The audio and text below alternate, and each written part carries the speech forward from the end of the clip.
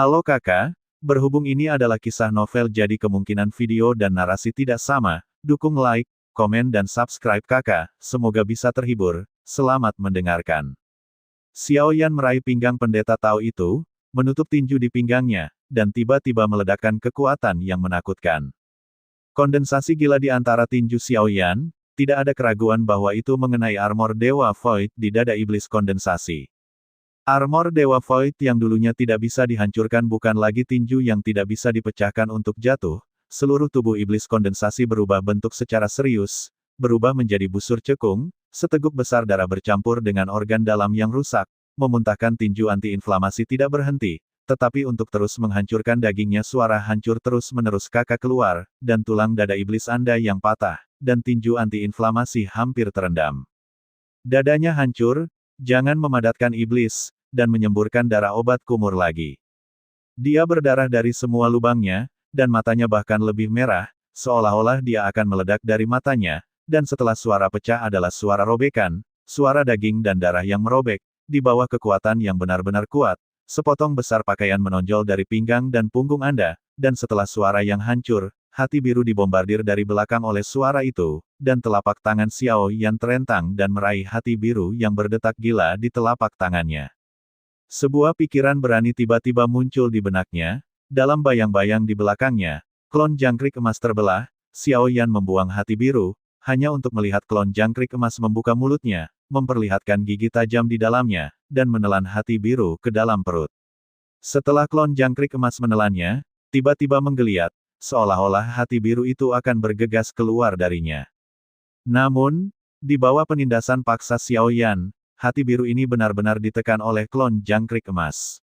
Di dalam tubuh, iblis kondensasi yang tersisa saat ini tidak memiliki daging dan darah hati, dan segera dimakan oleh klon jangkrik emas. Jika demikian, tidak perlu segel tambahan. Dan hati biru ini mengandung kekuatan besar.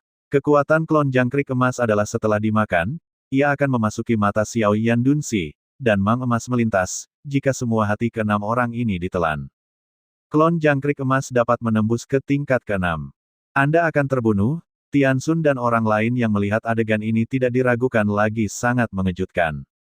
Xiao Yan memiliki kemampuan untuk membunuh mereka. Segera perubahan yang mengguncang bumi terjadi. Tianxun memandang Yi Bu, Yun dan Rivers Zun, tetapi masih belum robek. Xiao Yan terlarang ini segera diluncurkan dengan kecepatan penuh. Ini bukan lagi pertempuran, tetapi pembantaian dan perburuan sepihak Xiao Yan, dalam arti tertentu, iblis yang mengembun telah mati dalam pertempuran, mereka, hanya ada 5 Raja Roh yang tersisa di sini, tetapi bahkan jika mereka bergabung, mereka tampaknya tidak memiliki kekuatan untuk bersaing dengan Xiao Yan, mereka tidak dapat memecahkan segel, dan kita hanya dapat bergabung, menunda waktu sebanyak mungkin, dan menunggu Fuxing tiba di Tianxun. Segera membuat pengaturan, dan segera berkata kepada 4 orang di sampingnya, semuanya dengan wajah serius, mereka selalu tak terkalahkan di dunia.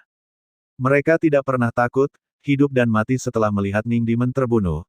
Tiba-tiba ada ketakutan di mata mereka yang belum pernah mereka rasakan sebelumnya, mereka akan dibunuh, tidak abadi.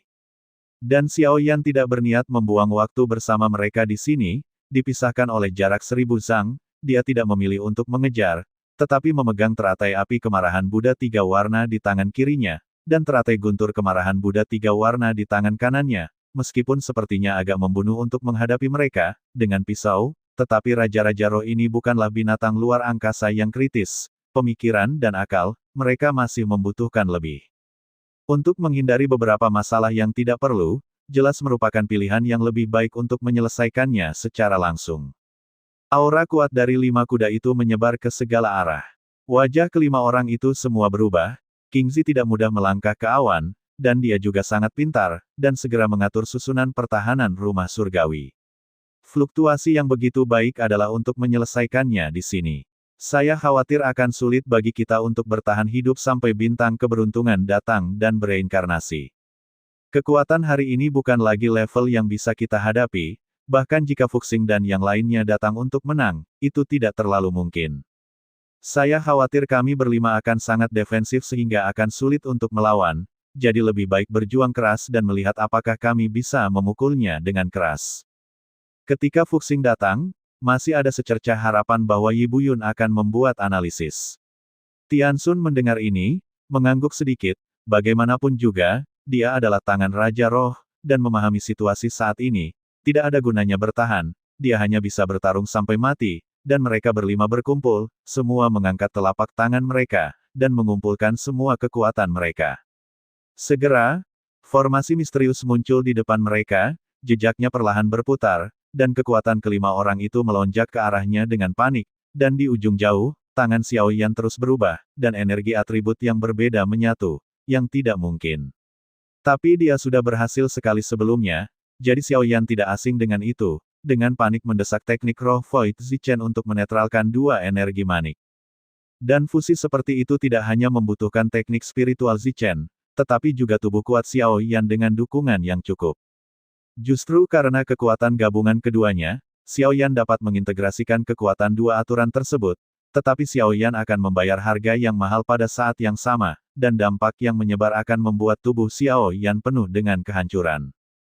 Untungnya, itu adalah tubuh dewa primordial yang kuat, dengan kekuatan pemulihan yang menakutkan. Melihatnya dari kejauhan, saya dapat melihat lautan api di satu sisi dan batu giok guntur di sisi lain. Kedua energi itu saling terkait, terlihat sangat misterius, dan seluruh ruang penuh dengan fluktuasi yang menghancurkan. Perasaan ini membuat lima Raja Roh semuanya merasakan krisis hidup dan mati yang kuat, tetapi formasi di depan mereka juga selebar ratusan sang. Kemudian retakan muncul di tengah formasi ini, dan kemudian perlahan terbuka, memperlihatkan mata hitam. Teknik pertama dari hukum kutub surgawi mengorbankan seberkas cahaya, menyenandungkan sinar hitam seperti tinta, menyembur keluar dari mata hitam ini, dengan kekuatan yang dikumpulkan oleh lima Raja Roh, sinar itu berkedip liar, dan ruang yang menyapu runtuh inci demi inci, dan kekuatannya juga sangat menakutkan, mereka hanya bisa menggunakan serangan untuk menebus pertahanan. Hanya dalam pertarungan putus asa ini, seberkas cahaya meledak ke arah nitrat dengan kecepatan yang sangat cepat, dan ruang di sini tiba-tiba dipenuhi dengan kekuatan untuk menghancurkan segalanya, hampir mengubah tempat ini menjadi ruang hampa. Sebelum jarak balok 100 kaki jauhnya, dupleks guntur dan api ini kebetulan menyatu. Dan keluar, perasaan yang berputar perlahan dan tidak tergesa-gesa ini bertabrakan dengan sinar sunyi yang sepertinya penuh kehancuran, tidak ada ledakan, dan sinar sunyinya sepertinya ditelan oleh guntur dan kembaran api bersama-sama. Pada saat ini, 10 absolut yang muncul di belakang Xiao Yan, elang putih tidak memadamkan api, dan 36 angsa putih terbang berturut-turut, langsung menuju lima Raja Roh. Bai Yanlian meledak di udara, dan cahaya putih terus mekar. Murid dari lima Raja Roh. Dalam sekejap ini, semuanya menyebar, dan lengan yang terangkat menjadi lemas, tetapi sinar keheningan tidak menghilang. Tapi tidak ada pasokan guntur dan tirai ganda api. Itu terus berkembang dalam rotasi lambat, sampai seluruh ruang penuh, dan pada saat lima Raja Roh pulih dari kendali Bai Yan, sudah terlambat. Terima kasih sudah mendengarkan kakak dan yang sudah subscribe. Untuk yang belum subscribe yuk subscribe kakak dan yang minat support jadi member klik tombol gabung kakak. Semua cerita sudah Mimin simpan di playlist supaya bisa kakak ikuti. Bila suka cerita Mimin jangan lupa subscribe channel Mimin dan share channel Mimin ke seluruh penjuru benua. Terima kasih.